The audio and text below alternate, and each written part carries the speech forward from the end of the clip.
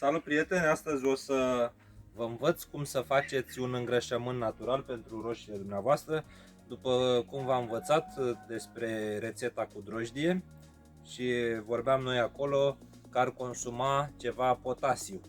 Astăzi o să vă învăț să faceți o fertilizare cu apă de cenușă care conține calciu, fosfor, potasiu și alte elemente. Aveți nevoie cam de 1 kg de cenușă la o găleată din acesta de 10 litri curată.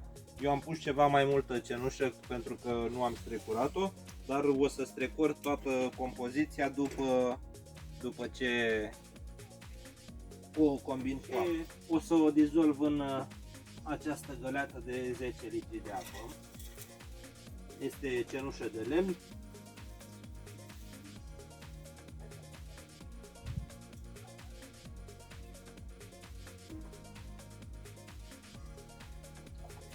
Bunicii noștri o mai numeau și pleșie.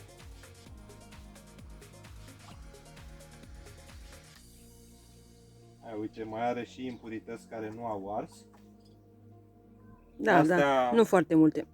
Da, o să le iau cosită cu ceva de la suprafață, pentru că restul în interior ce s-a dizolvat, practic.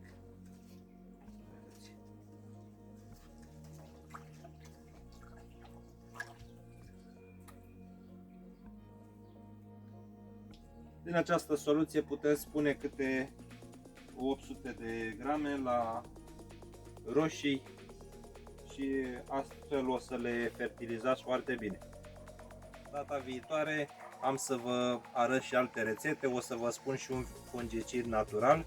Este vorba despre lapte, noi îl folosim, 1 litru de lapte la 10 litri de apă și este foarte bun ca un fungicid pentru tomate. Formează o peliculă pe frunza tomatelor și le protejează de mană. O să vedeți la momentul respectiv când o să le stropim și noi. Vă mulțumesc frumos că ne-ați urmărit, vă doresc o zi bună și la revedere! La revedere, vă pupăm!